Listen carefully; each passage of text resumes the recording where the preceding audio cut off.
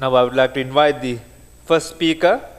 As in the previous session, we have 20 minutes allocated for each speaker. So we have 2 such speeches lined up, and then the session chair will take over with the panelists. So first, let me invite Mr. Asanga Ranasinghe, Director and Chief Marketing Officer of DIMO, to address the gathering.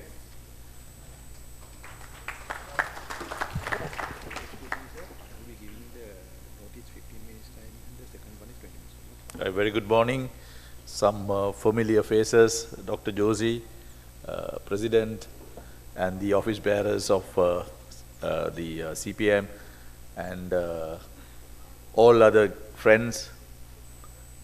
Very, very nice to talk to you in this morning, and a lot of anxieties in the country, lots of turmoil. We have lots of issues politically. Businesses are not doing the best they can do.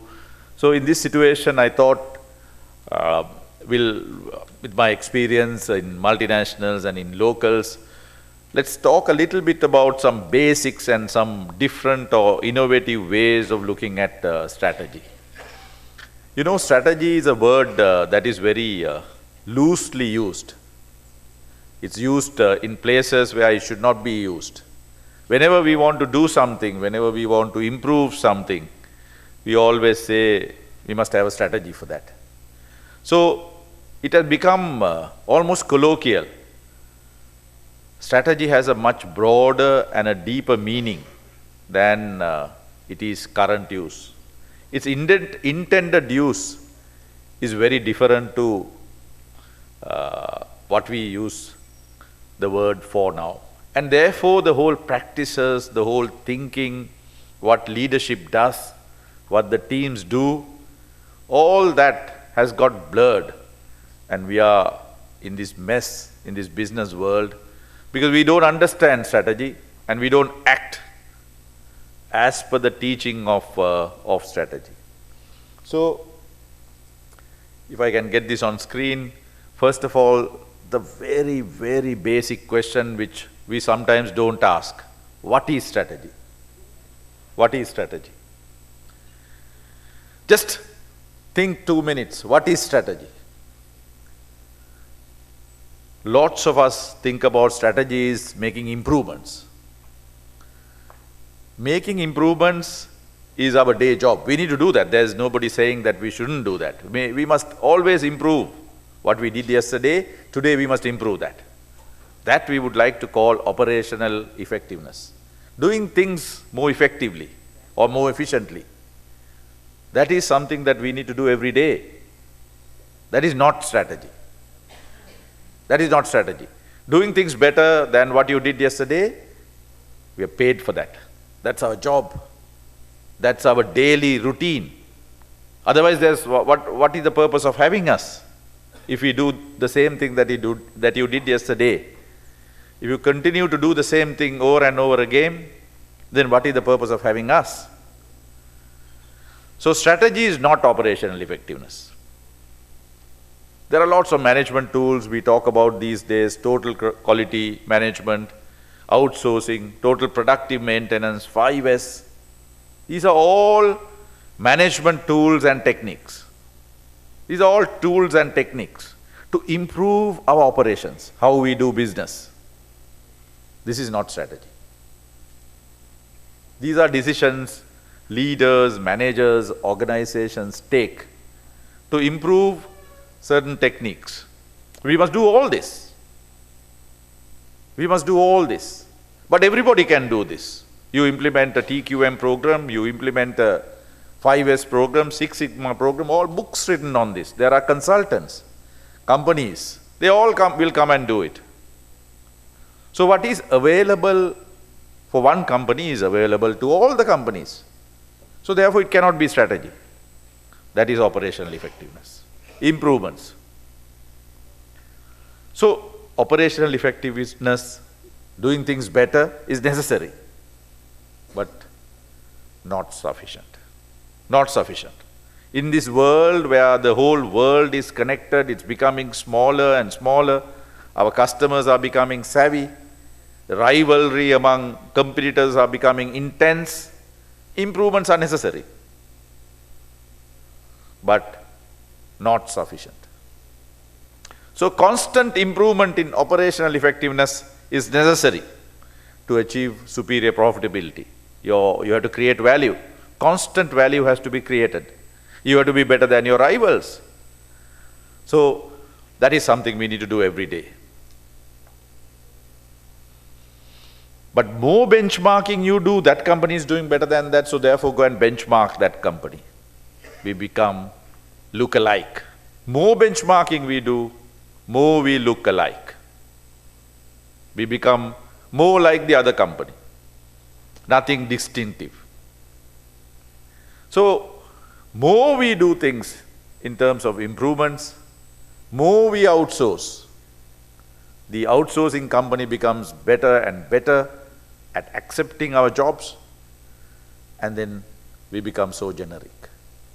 That differentiator we had, we lose, because we are all every day trying to improve and improve and improve. This is something, don't take me wrong, this is something you need to do. You need to continue to improve your operations. And you can't stand still, because others are improving. You need to improve as much as possible every day. So there's a difference between operational effectiveness and strategy. So operational effectiveness is about performing your value chain activities, your processes, basically doing things better. Better than your rivals, better than you yourself. So what you did yesterday, you become better. What the others are doing, you become better than them. Operational effectiveness is that. We must do that. We must all do that. But strategy is not that. Strategy is doing things differently and doing different things. It took me a lot of time to understand the difference. So I thought I need to inculcate this everywhere. Strategy is not about doing things better. That is operational effectiveness. Strategy is about doing things differently and doing different things. Take a moment, think about it. There's a big difference. There's a huge attitudinal change that we need to establish within ourselves to do things differently and to do different things. Think about examples that you heard in the morning. LOLC converting a $27 kilo product to a $27 a gram product. Graphite to graphene. Doing things differently. Think about LOLC extracting oils from cinnamon and pepper, exporting that instead of exporting cinnamon and pepper in the raw form. Doing different things. It's doing different things. But making a better product, slightly superior shampoo than someone else, that's not strategy. That's not strategy. So strategy is the creation of a unique position. Position in the minds of the consumers, customers, in the minds of the stakeholders. You have a unique position. Imagine the example that was cited in the morning about graphite to graphene. You have a unique position. Airbnb has a unique position, Uber has a unique position, Tesla has a unique position. Position. You occupy a position. The best example I want to cite in my reading is Southwest Airlines. They started the low-cost travel. People want to travel from one place to another. They don't want great food. They don't want best of wines. All that you can have when you're not traveling. You want to come to an airport. You want to travel from one place to another at the cheapest possible fare, on time, at a convenient time, with the best of connections. They introduced to the world the low-cost travel. And the whole positioning was about low-cost travel. World has never thought about this. We had airlines, very expensive, very few people flew them because you can't afford. And there was business class, first class, but you want to go from one place to another. Sometimes you want to go in a group, you want to go with your family. You're not on business travel and you want to go at a convenient time. Southwest found this opportunity. They found what are these pain points. People want to travel, but they can't afford. They introduced Southwest Airlines, catering to low-cost travel. It was a raving success. But the problem is, moment you occupy a different position and you become successful, others try to copy. Others try to copy. J.D. Power ranked us #1 in customer satisfaction. While we're honored, we don't do it for the awards. We do it for you. We have low fares on over 4,000 daily flights on average to 100 destinations, just so we're ready to go when you are. Everything we do is done with you in mind. But hey, if they want to reward us for rewarding you, we won't stop them. Putting people first. That's transparency. So that's about unique positions. Now in business, we want to do everything. You cannot do everything. You cannot be everything to everybody. You can be something to somebody only. Leaders have to make trade-offs. Southwest made a trade-off. And they said they will do one thing. Occupy a unique position. And we will occupy it better than anyone else. It's not about doing everything. It's about not doing some things. Strategy is all about understanding what you're good at, what you can be better, best than anyone else. And also understanding what you shouldn't do. You must have heard about this brand Neutrogena. It's a medicinal product. It provides medicinal solutions to skincare problems and so on. The whole positioning is about medical solutions. They can get into cosmetics, they can get into perfumery. No, they don't. They don't want to blunt their differentiation. Very clear in terms of its positioning. Very clear in terms of the strategy. This is all about trade-offs. I'm good about washing my face, but sometimes I wonder what's left behind. Introducing Purifying Facial Cleanser from Neutrogena Naturals. Developed with dermatologists, it's clinically proven to remove 99% of dirt and toxins and purify pores. And with natural willow bark, it contains no dyes, parabens, or harsh sulfates. Dirt and toxins do a vanishing act, and my skin feels pure and healthy. New Purifying Facial Cleanser from the new line of Neutrogena Natural. So it's about trade-offs. Continental Airlines, it's a world-renowned case study written. They are a very successful airline. They are a full-fare airline. They fly long distances. They give the best of privileges, seats to everybody. They thought they are so successful in the airline industry. They have huge market share. Now to attract the bottom-end customers, they thought they'll introduce a low-fare airline, a wing, low-cost air travel wing. We are doing it very well. We are a very good airline. We have the best brand, we have the best people, best technology.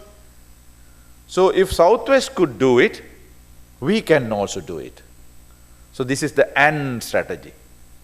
We are good in this, and therefore we can be good in the other one also. This is not strategy. Strategy is about trade-offs. This was a disaster.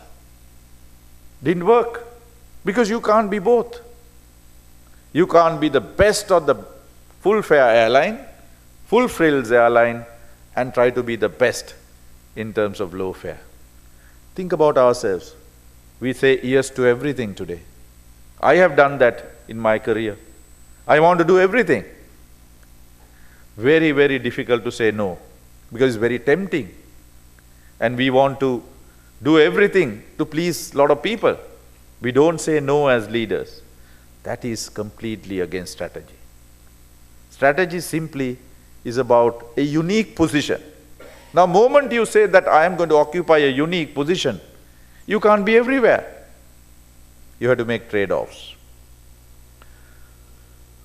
Once you decide on a strategy, the entire organization has to be enrolled. Most of the time, strategies are done in boardrooms. People are not enrolled. My colleague Dilrukshi is here, so I'm not going to talk about this, about what people can do, or what people, the power of people when people come together can do to organizations. So, everywhere, in every process, whether it's in your IT systems, whether it's in your ERP, enterprise resource planning, whether it's in your evaluations, goal setting, everything has to be linked to strategy. We call it creating strategic fit. So, unique position, trade-off, strategic fit. If you have these three, you can do wonders in an organization. You would have heard about this company called BIC, low-cost pens. Many people thought that pens cannot be made below a certain cost. The whole thinking was that making pens are expensive. So, you need a lot of technology, you need to have a lot of aesthetics, lot of benefits, attributes, so it's going to be expensive. They said, no, it can be made cheaper. It can be made in a way where you can be in a position that you can attract low-end customers also. So they introduced the big pens, the big razors, the disposable razors, all sorts of things where everybody could afford. You don't want to keep a big pen in your pocket because it's not a self-esteem need they are trying to occupy. Very clear in terms of the positioning. You don't want to use a big razor over and over again, it's a disposable razor. But it attracts. It is attractive to the entire segment at the bottom of the pyramid. Some days I remember a simple melody. Close my eyes and drift away.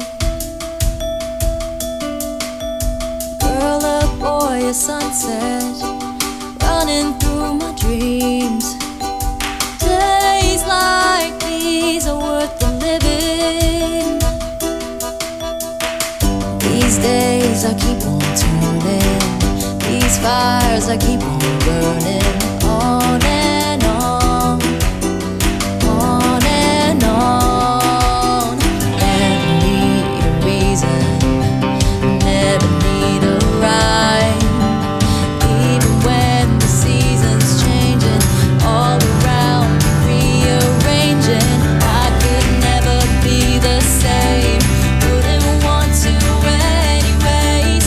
Now it's time to run the day. Now it's time to run the day. These days I keep on turning. These fires I keep on burning. On and on. On and on.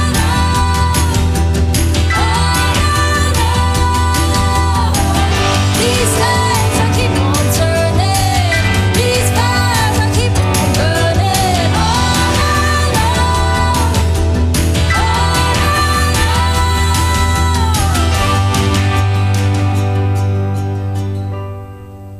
The pioneers of disposable technology. So, we all need to rediscover strategy.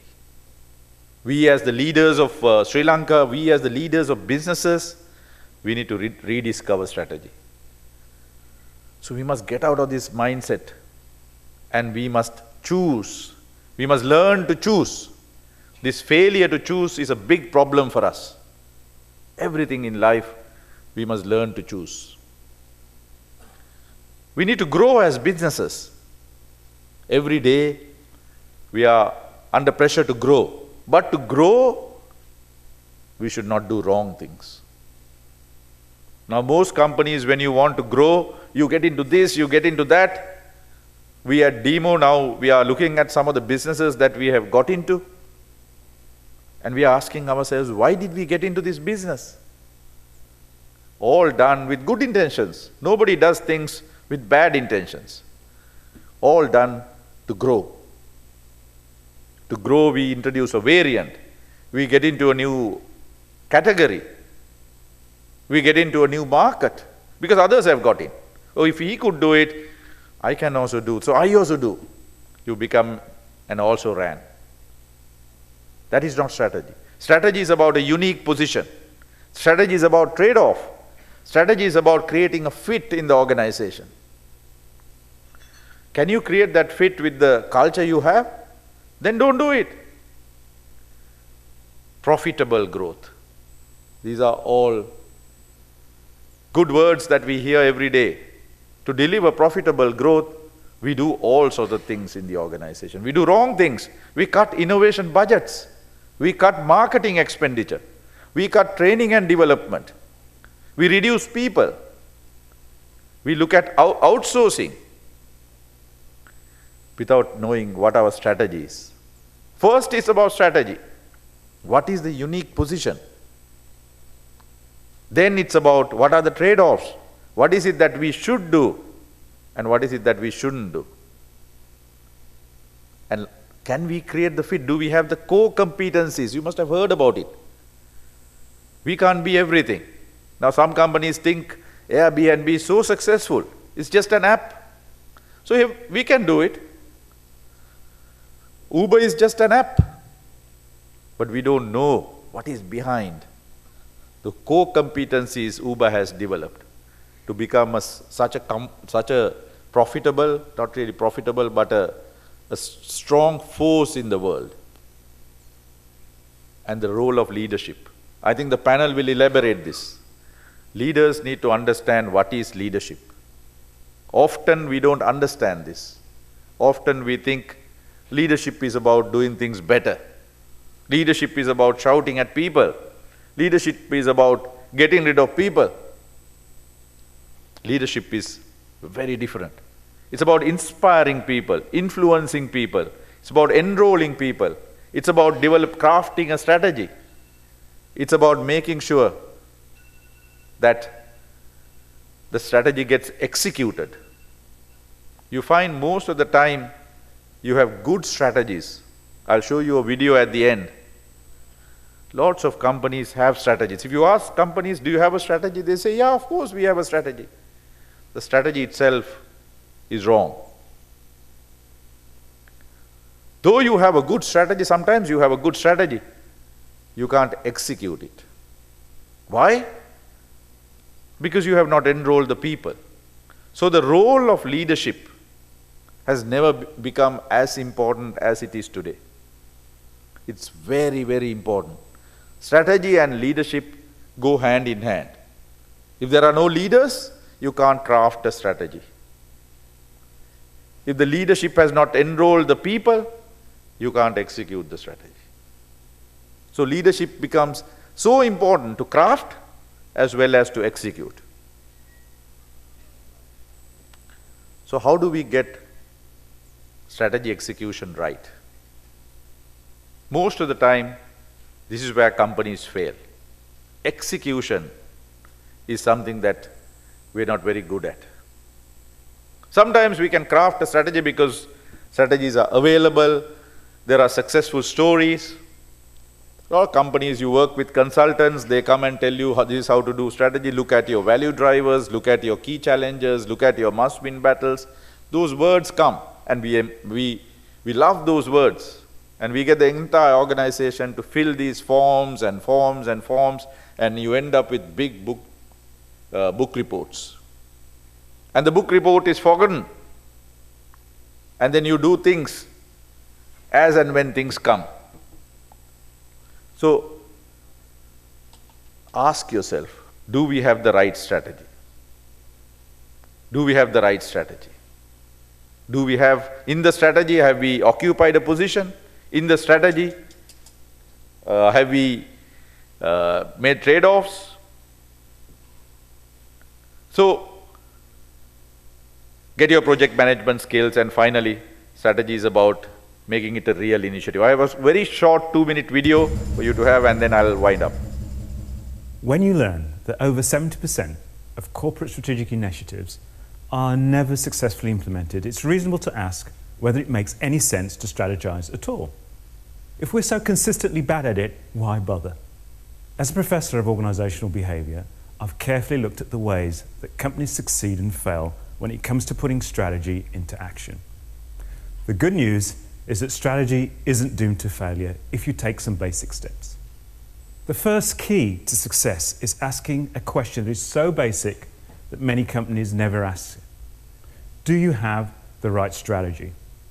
To answer this question, you have to break it down into tangible elements. Can you clearly define the strategic goal and the target's market or products?